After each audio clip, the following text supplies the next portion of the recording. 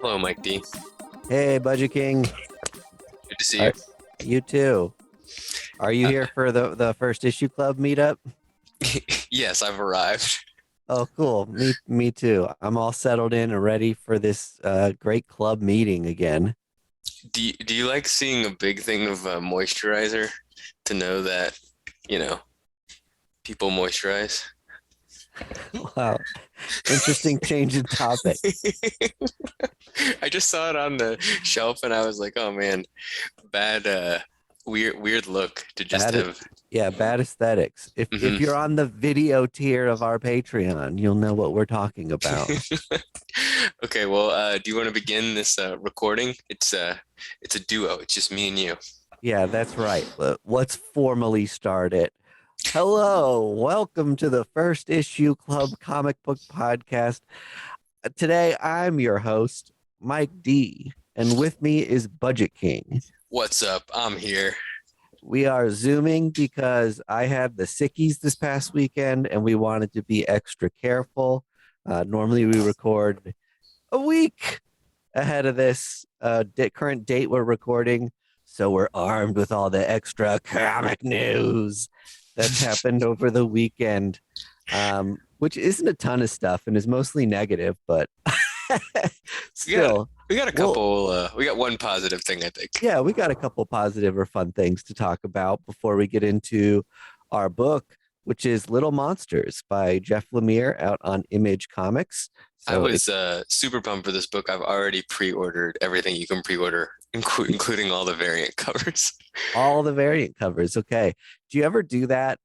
And then the moment you read it, you're like, shit, what did I do? Um, yes, I probably should have. Well, I like this book, spoiler alert, but I like that this team is back together. I really like their artwork and their writing together. Yeah. So I was just like, let's do it. Now it's not a robot anymore, but it's still kids. I felt like they did kid really well, so let's go. You you cashed in with this method on Strange Academy #1. I did, and it worked out for me. Yes. Uh do you know off the top of your head how many covers of that you have? I have five covers of the #1. It's like $700 worth of comics. It's like so funny to me Yeah, it ended because I up. think you have some of like the incentives and I stuff do. too. Yeah, that one ended up working out for me. It's so weird. I had no idea that comic was worth anything until someone in the Discord said something, and I was like, "Whoa, I have one Well, or I two of just those." was like, I I don't even know. It just seemed like there's that many first appearances, and it Mhm. felt like a show that felt like something somebody would want to make at some point in time, like Right. in Marvel. And I also really liked it. Like it was good. So it had the mixtures of everything that I was like, let's go. It seems like one issue, like every 3 or 4 issues in that series, too, goes for like $20 raw on eBay. Yeah. So it's staying relevant and super hyped, which only helps that first issue as times go on. So, Yeah. Oh, I guess it felt like when Runaways first came out, although I wasn't really an active comic book reader when that happened, but like discovering Runaways, it felt like the same, like the essence. So yes. maybe that's why I bid on that. Well, yeah, anyway, did the same thing with Little Monsters. We'll get into Little Monsters. Um, and it was a fun read. But we have a handful of news before that. Uh, First, let's talk about this since we're on indie comic book stuff. We went to a Comic Con and we picked up this book, Twig. Um, Right. Twig is by Kyle um, Strom. Is that right? I don't know. You bought He- it. okay, so It's he with is. Scotty Young, right? Oh, sorry, It's yeah. it's So it's someone and Scotty Young. it's Scotty Young and Kyle Strom. I bought it from Kyle Strom, and they what they had was like it was a weird thing that like it looked like they had stapled together uh like a book of like what the book might be, and they were selling it for like $10. Yeah, it's like a little promotional copy ash can thing. It Yeah. almost seems like anytime people don't know what to call a thing, they call it an ash can. And I always thought Ashcan meant that it was smaller than the original. Same. Does it not? I 100% thought that an ash can was a mini-sized comic. Yes. Okay. Like the ones you would get in like Pizza Hut and stuff or McDonald's or yeah. Yeah, or like came for free in a Wizard magazine every once in a Yeah. while. Okay. Well, maybe it just means free, like not for market sale. I don't know. Right. So, That could be. somebody let us know what ash can is. Anyway, I bought it and got it signed and just was like kind of pumped about it. Apparently, these went really quickly online, and one has gone for $200 for a book called Twig about a little rodent character that will go on Image at some point. I wasn't spec buying it. I just genuinely like the creators, and the book looked fun. But yeah, this book has a lot of hype now, so who knows? Now it's got to live up to its cause, I guess. It's funny that that's just hype alone. Like you'd think the first issue would come out and be a banger, and then people would be like, "Oh, I got to get my hands on this ash can." That was like a con exclusive, but no, nothing's happened yet. I And know. people are just hyped on this like blue Furby that's on the cover, Blue Furby is a good way to describe it. So, okay, I was thinking or about, Critters. Did you ever watch Critters? yeah, critters, yeah. Kind of It, looks like a critter. it's weird that we're living in this time where it's like comic books have this resurgence of like value Uh-huh. because they went through the Silver Age drought or the 90s drought. Yep. And then it's like now it's like, oh, a book of stapled together like I don't know, thoughts by a creator is going for $200. Uh, Not even a comic book. So I don't know. Get Twig, I guess. Mine's probably not worth anything because I got it autographed, but it's worth a lot in my heart. yeah. You know what I was thinking was crazy too was a lot of the like Founders Club tiers of different shoot, what do you call that? Kickstarters? Like No, not Kickstarter, but the thing all the Patreon? comic book writers are on that Oh, people are Substack. Substack, right? Yeah. Oh, shout out to Substack. The new app is fire. Is it good? It completely solves every problem you'd want in Substack. It's gonna be. I'm now a Substack devotee. I repent. That needed to happen so bad. That is Yes. like crucial to their success in this industry, and it like literally changes the way I think about subscribing for that stuff I'm now. not even. It sounds like I'm joking. The app is a game changer. Yeah. So continue. Good for them. But so some of the Founders Club deals are the ones with comic book creators where you really get the like kickbacks and like physical copy incentives of doing stuff. But a lot of them charge around $250 to be a member of that tier. I know right now, Jonathan Hickman and Mike Del Mundo and maybe one or two other people do this thing that's like 3 moons, 3 something, Oh yeah. 3 worlds. Kelly Um, Thompson, right? No, you know what's funny? I was wondering about this the other day. I think at one point in time, Vita Ayala was part of it, Okay. and she's not listed as a creator on it Okay, anymore. okay. So I don't know what happened, if she got too busy or had a falling out with them, but I could only speculate. But in any case, their physical incentive is a hardback copy of some of the comics with some creators' notes on the inside. And it seems like a lot of people are joining or opting for it right now. And I'm just thinking like you could do this free tier or this minor payment tier and get the same exact thing in digital form. Or you could pay $250 for the hardback, which seems like the motivating factor for a lot of people. Now, how many books would you buy if it was just a retail thing? Would you buy a $250 copy of? It's bonkers to me. I don't think, That's like a console. yeah, right. It's like, that's like half a PlayStation 5. I think you're doing it because you support the creators, but it's when you in retail world, that's not a good buy. Yeah, I think it makes sense if I've just got like a lot of disposable income and I really want to support these people. Heck yeah, why not? It's fun that you get a thing for supporting them. But I feel a lot of people are hopping onto these incentive tiers, being like, these are worth money. I'll never have a chance to get them again. So I have to jump on them. But I just don't think, I guess, as a steward of comic book responsibility, I would say that I don't think a lot of these rewards for founders tiers are a sustainable or economical investment for people, just because No. the buy-in is just so high. So that Brandon Sanderson did this same thing where it's like he just got the most funded Kickstarter ever. He's a fantasy writer. We talked about him Yeah, I know. before. I pulled up that Kickstarter while it was doing the live updates, and it was just going up like Yeah, $10,000 like every 10 minutes. I It was did. wild. I bought the audiobook because I'm a big fan of his. You know, I don't know if our fans know this, but Yeah, I'm a huge fan of his and got to play Magic the Gathering with him on my birthday. Um, nice.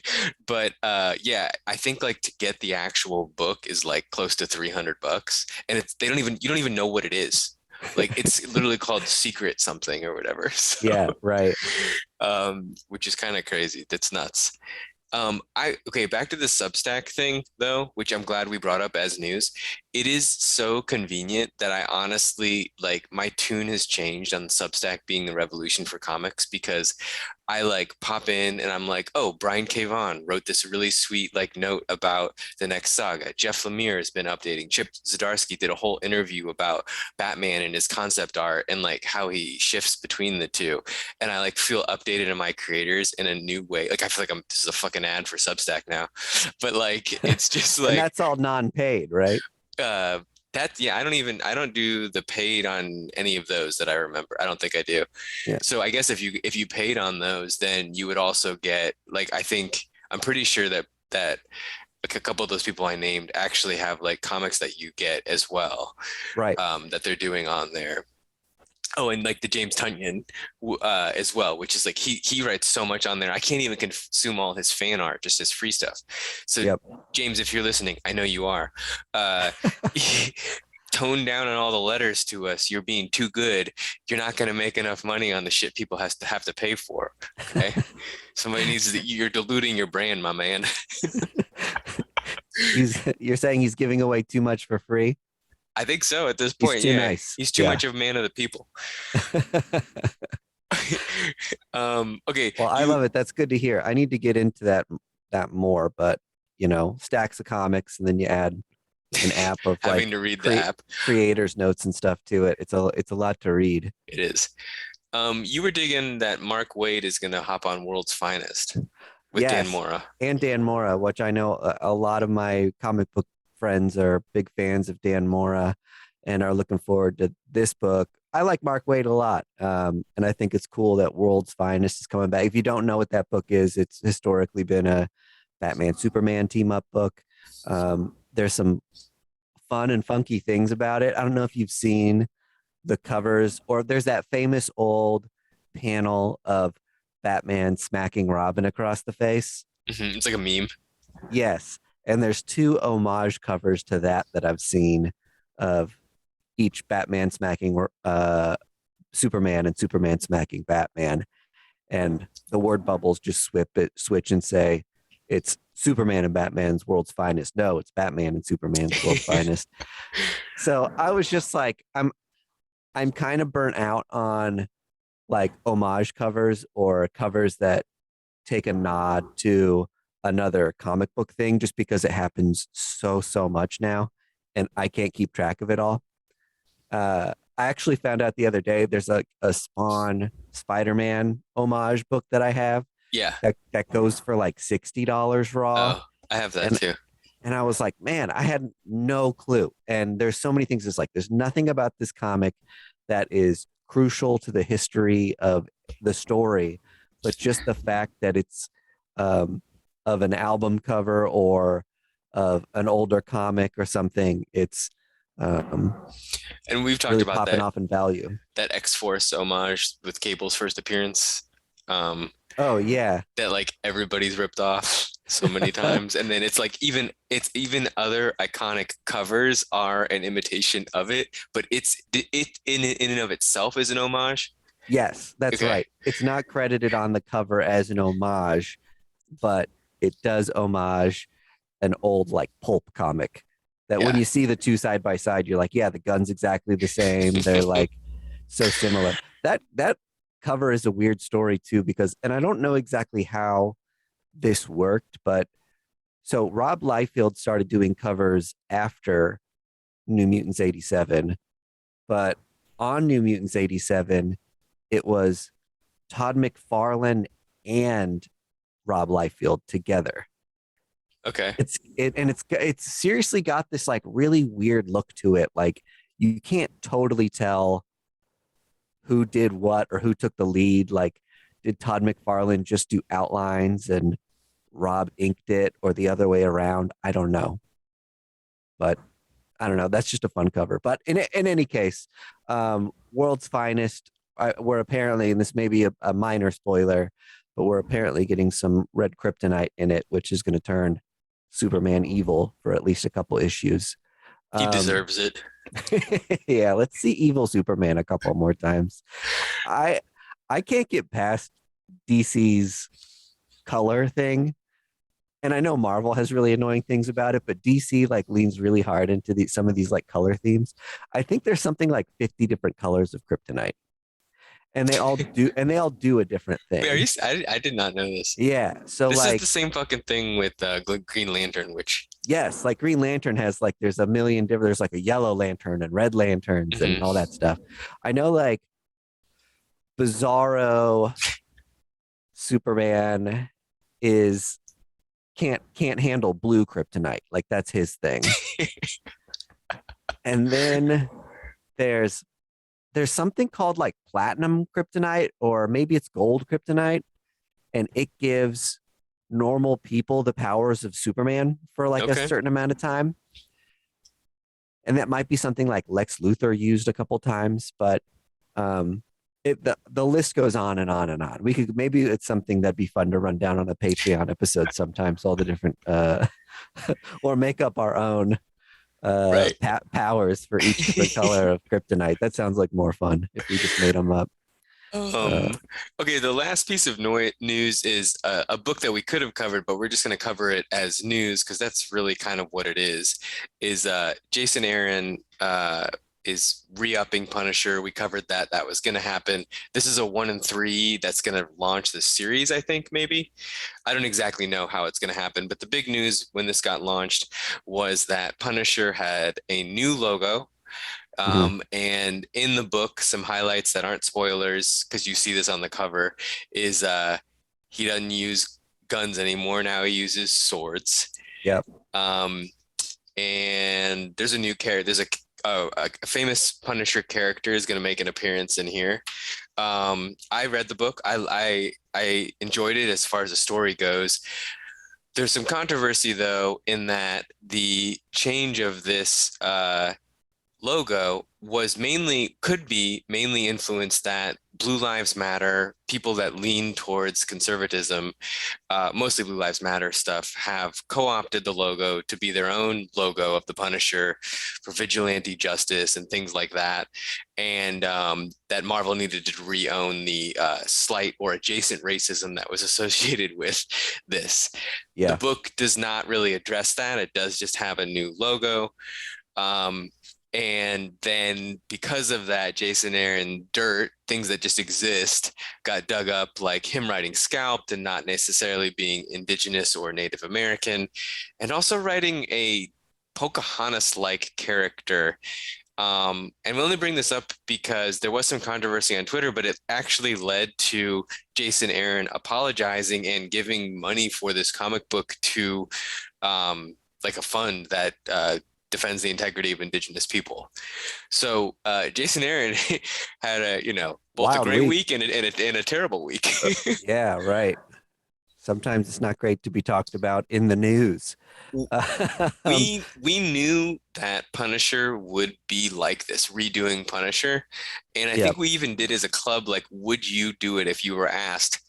I think I wouldn't have. I just would have been like, give me something basic. Yeah, right. Too hard to do it right. But you're right. There was so much dialogue and conversation around when I think Garth Ennis stepped away from his mini series he was doing with like he used to do these like Punisher like war stories, sort of books. And he even had some commentary on like, we got to do something about the appropriation of this. And in that they're misunderstanding it. That they're either misunderstanding it or like why did we even treat it like it was treated in the first place? Like, should this have been a character at all? I think, don't quote me on this, but I think Garth Ennis is kind of on the side of like, it's fucked up that this happened Yeah. with the logo and stuff. To Jason Aaron's credit, there's a centerfold that has, I think, almost every iconic Punisher cover in it as like a character sheet kind of, Uh-huh. and reintroduces like the new logo. So it's like, it's not beating you over the head with it, but it is kind of saying like, this is the past, this is the future. And for a Punisher head, and frankly, a Daredevil head, uh, this is a fun book to read. This happens a lot with comics in the media conversation around them is that when you're reading weekly comics, you maybe have a harder time stepping away, or you can separate it from like the bigger picture of like what the simplest statement of it might be culturally. Like to me, I pick up Jane Foster becoming Thor, and you're just like, oh, logical progression of what's been happening in the news. It's like, oh no, a woman is Thor now. Like wokeness won't stop, Yeah. which is a garbage take. Like, okay, like the just same. just in case there's anyone wondering what where we stand on it, like men have headlined comics for long enough, like chill out. But And yeah, it's I get what you're saying. It's easy to enjoy the story as just a fan of like ongoing story arcs and things, but but I think like also too, like I'll just candidly, I'm a little bit bored right now with like the big two and what they're doing. And if they're gonna win me back, they need to just like ramp. Good stories aren't gonna do it enough for me anymore. yeah. Like they need to just kind of like put it in turbo speed. I would have liked some just like a big fuck you to the like all the people that like took this over. I'm not criticizing Jason Aaron. This is actually a fun read, but it's not like the shakeup I need in the big two. Like to be honest, Chip Zdarsky writing Batman, that's more in the trajectory of something that I'm like, okay, let me see what happens there. Yeah. Like, but this being like, yeah, it was a great Punisher story. Jason Aaron is one of the best writers out there. He did not disappoint, but you don't really get necessarily like any type of like shake 'em up Marvel surprises. Yeah, and you wonder how much impact Disney has over things, and if they want cultural commentary in the comics. I don't know that they have any oversight at all. You know what I mean? But we're finding out recently, and people have been upset that Disney supported a bunch of politicians in Florida who, um, Yeah, that was fucked up. pushing through laws to like ban people from talking about anything that makes white people uncomfortable. like just the most insane, like awful bills you can imagine, and it doesn't stop there. And Disney had to like come out and apologize because people were so up in arms about it, that you're doing all these cultural representation movies and things, but then you're supporting and giving all this like tons of money to this complex that's making it those people's lives harder. So it's like you're more than anything, you're just benefiting off of their stories and then giving the money to the people that don't represent them. So pretty rough look, but you kind of wonder sometimes how far they want to let their stories get involved in these sort of arenas. Yeah. There's kind of this famous story where like Tim Seeley was writing Blade. Uh-huh. And at the time it had Blade's daughter in it, who was a black lady as well. And he was like, through controversy or whatever, he paused and he was like, I think a black woman should be writing this. And like kind of paused off of that. Yeah. I think that's a good example of representation where it's like the authenticity there, yeah, probably should be, like Mm-hmm. that's a tough book to write and stuff. And that's like a difference between like, is it racist for Tim Seeley to like write that book? it's just not great, and he recognized it and like moved off of it. I think that I wasn't around when this controversy, I was around, but I wasn't aware of this controversy at the time. Yeah. And so like it's a tough landscape to navigate controversy and what the end result is of you protesting or complaining should actually be. Right. It's always there's a lot of sticky area, especially when you're just like parachuting into a situation on Twitter, just like, here's my take. Like, if you know nothing of the situation and you just read that like Tim Seeley introduced these characters and has been, writing them, you might say that Piece of shit. he's a piece of shit. Yeah, he's taking advantage of a culture he's not a part of.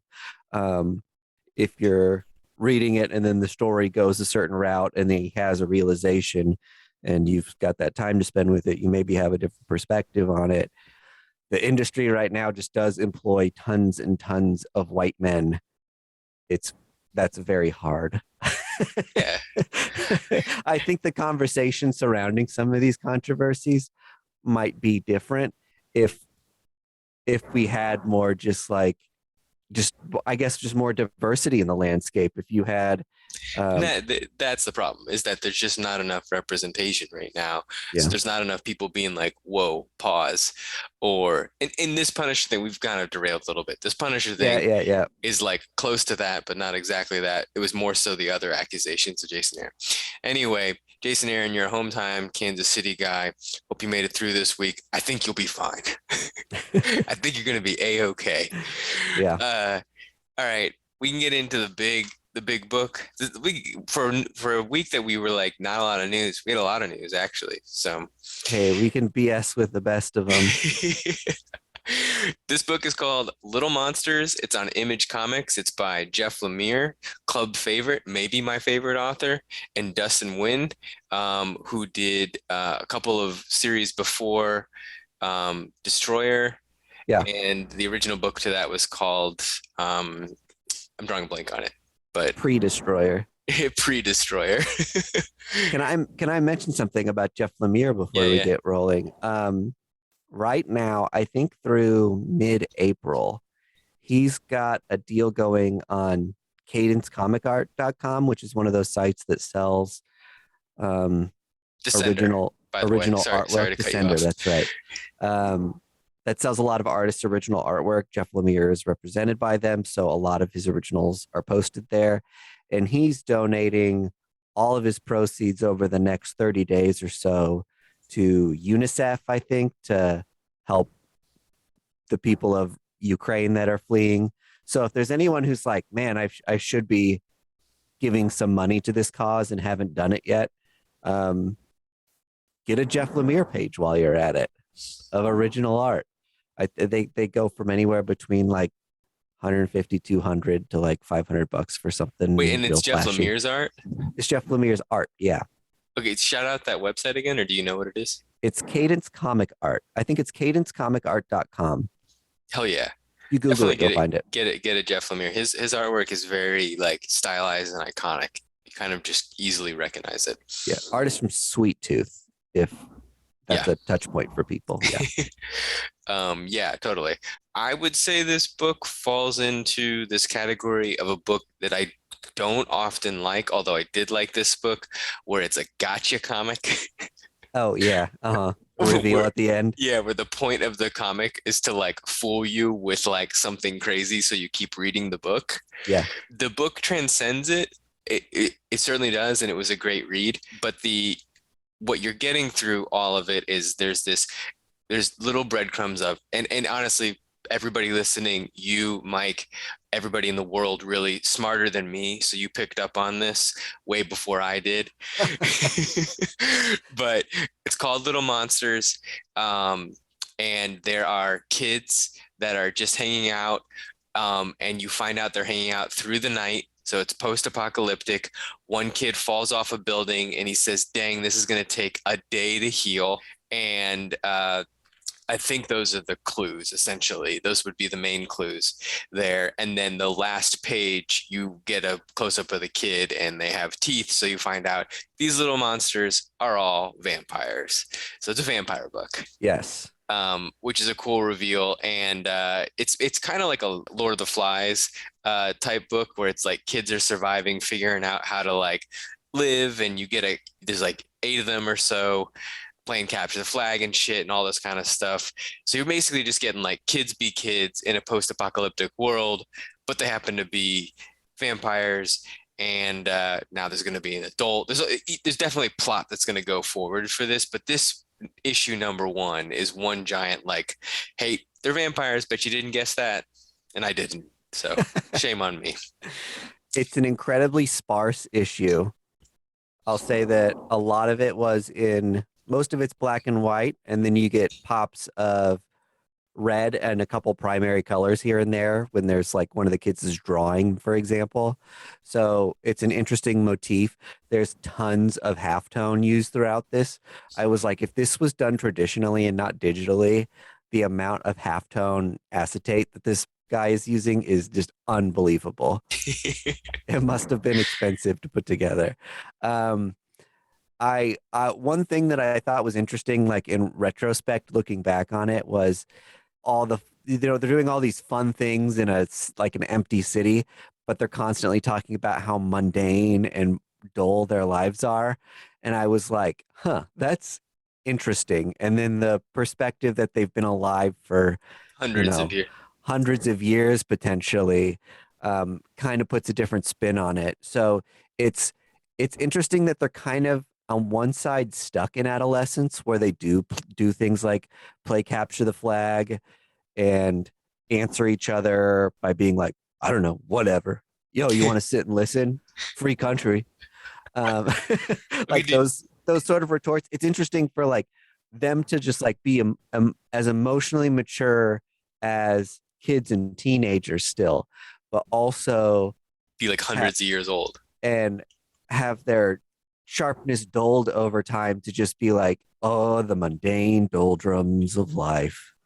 Yeah, did you read the previews right up for this before you read it? Like, and then which told you that they were vampires? No, I knew nothing of the sort. Okay. The best read. So if you are listening to this and then read the book, you won't have the best read.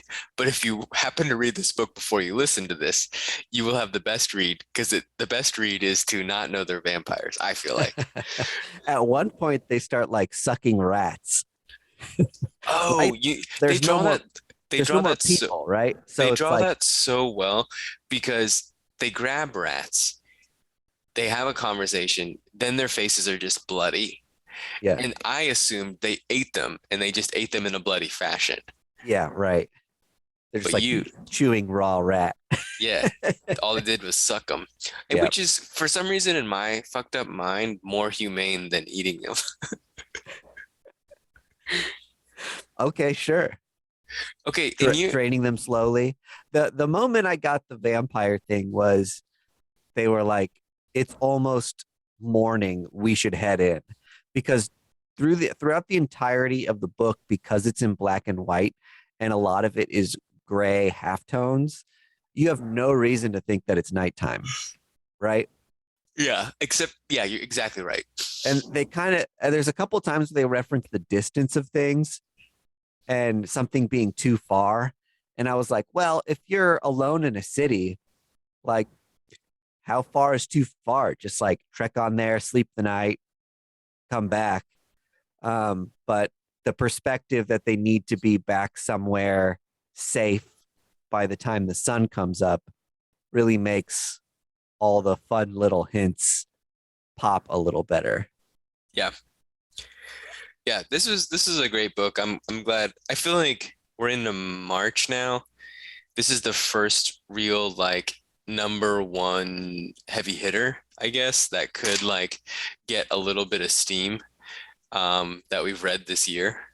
So yeah, I mean, there's other books that will pop that were definitely good and like get some steam, but this book was like probably, I feel like, has anticipation behind it, has some excitement behind it, doesn't have like slightly anywhere near like something is killing the children or Black Hammer or anything like hype uh, and stuff like that. But I think that, you know, it was a book that was promoted well, and I think will do fairly okay. As a standalone first issue, I think it was a little too sparse for me.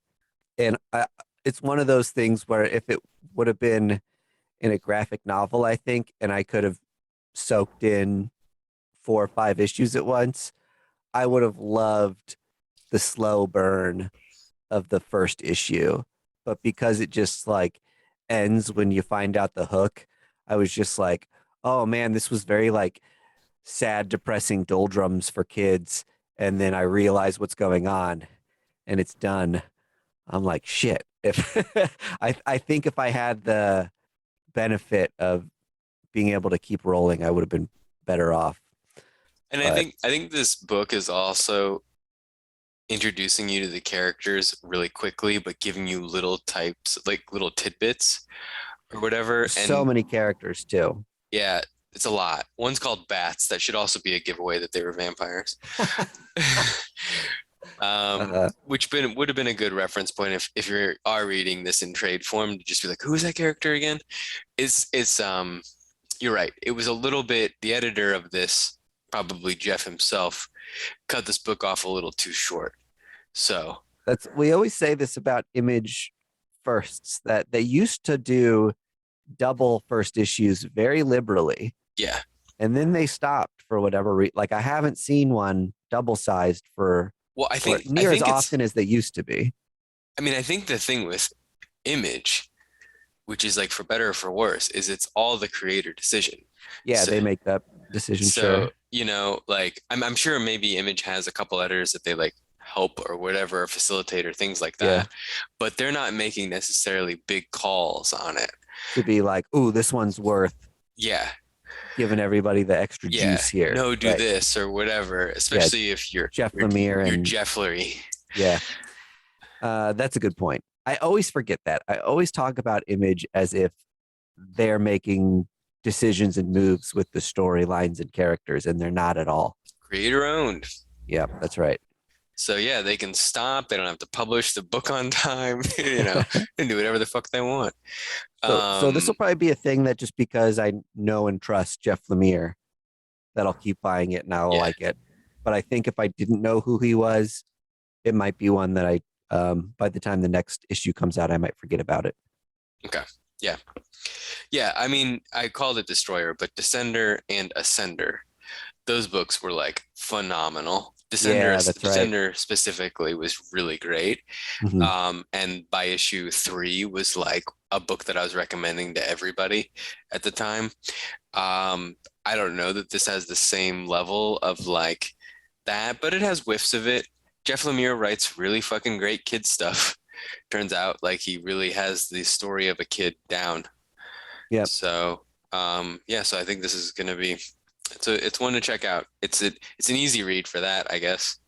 You know what? You don't even have to read it. You could buy it. You could put it underneath your mattress. We just told you what happened. That's another way. Not often the way people want to read comics, but that's, definitely a way. Uh-huh. It's like the Cliff Notes, so you don't even have to read the Cliff Notes. It's Yep. post Cliff Notes. Wow. Pretend you are part of the conversation and you're part of the conversation now. Yeah. Buy the trade later when you want. And don't even read that. Just ask us to just talk about it. Uh-huh. And then That's a whole different tier of our Patreon.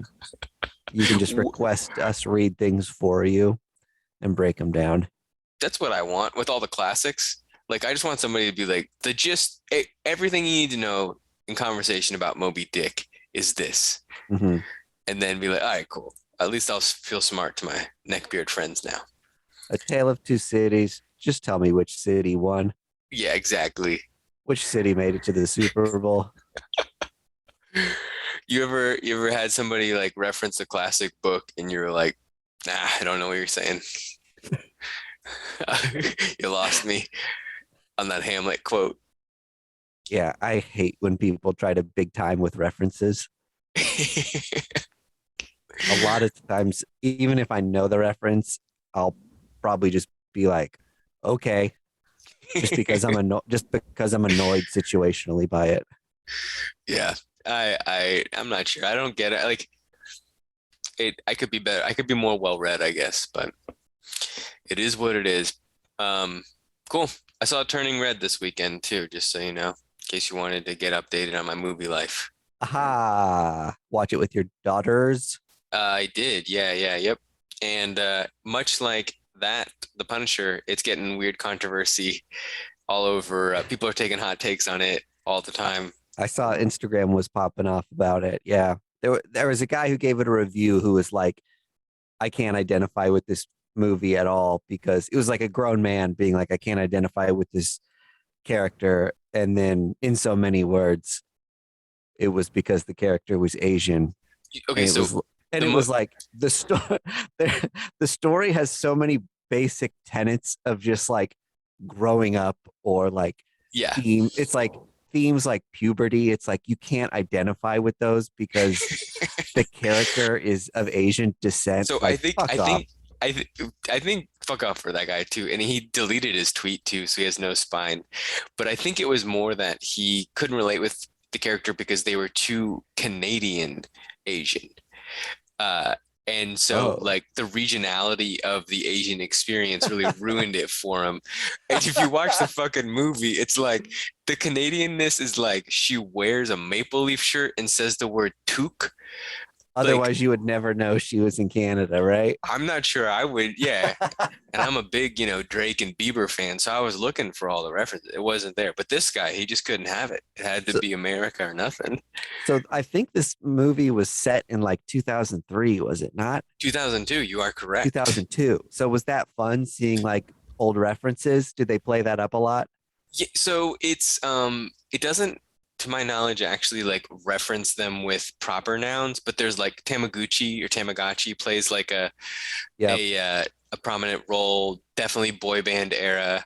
Yep. The fashion of everything, the technology is all there. So yeah, it made the movie really good. I think this Mhm. movie, this is the other thing too, is like the other controversy is that it was about puberty or periods or menstrual cycles, and then it was also about disobeying your mom, and people were having hot takes on that. Okay. Yeah. And it's like, you know what? The most funded children's maker of content in the world probably fucking market tested this and knew what they were doing. They Yeah. didn't just like stumble into accidentally making a puberty film. They probably did it for a reason. Uh-huh. And I don't like trust them with my life, but I'm sure they're aware of what they did. Sure. So, but it was enjoyable. I liked it. It was fun. Yeah. Hey, and if everyone talked to their kids about this stuff, you wouldn't have to get it through weird illusions in movies. Exactly. I kind of understand it. Yeah, I wouldn't have to be showing my daughters the O'Keeffe paintings. Uh, All right. We did an episode. We talked about little monsters. We had way too much news. We talked about way too much politics. Boo. yep. More reading, less politics. Heyo. All right. Good job, Mike D. You did it. Hey, right back at you too. You also crossed that finish line. This episode of First Issue Club was brought to you by Boulevard Brewing Company via Space Camper Cosmic IPA, our favorite beer in the universe and the official beer of the First Issue Club. Hoppy goodness, bubbly sudsness, kicking it into high gear again this summer with variety packs. Pick you up some you skipped Boulevard Space Camper IPA. that was great. You skipped a whole season because we're just about to be into spring, but you want them to wait to summer to buy this variety pack. Oh, to me, I don't deal with these middle seasons anymore. Do they really exist? What with It's global warming? it's winter and summer. It's winter and summer anymore, right? End of list. Yeah, it'll be 70 for like a week and a half, and then it'll be miserable hot out. So, in my opinion, when it goes from like snow to 100 in a week, we didn't have spring. Hey, I like that too. Yep. First Issue Club is brought to you by Boulevard Brewing Company via Space Camper Cosmic IPA. Our music is courtesy of the fine folks at Primary Color Music. You can find, friend, and follow us on social media at First Issue Club or firstissueclub.com. You can support First Issue Club by joining us on our Patreon for additional content at patreon.com/firstissueclub.